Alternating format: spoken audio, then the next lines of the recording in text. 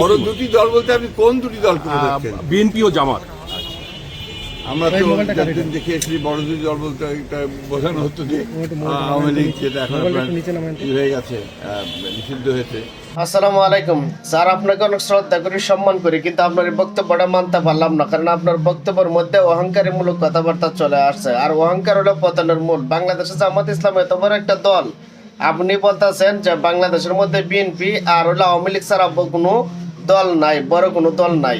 দেখেন, এই কথাটা কিন্তু অহংকারী কথা, কারণ আপনি নিজের অনেক বড় দলের মনে করতেছেন, অনেক বড় মনে হয়। আর জামাত ইসলামটা কোনো কিছু মনে করতেছেন না। আর এইটা হইলো কিন্তু পতনের মূল লক্ষণ, কারণ অহংকার জিনিসটা ভালো না। অহংকার হলো আল্লাহ রাব্বুল আলামিনের চাদর, সেই অহংকার নিয়ে কেউ টানাটানি করবেন না। তাই বলবো, আবেগে নয় বিবেকে ওনার কথাগুলো চিন্তা করবেন। উনি যে কথাগুলো বলছে যে বাংলাদেশের মধ্যে একমাত্র আওয়ামী লীগ আর বিএনপি হলো বড় দল, আর কোনো দল ওনার চোখে লাগে না।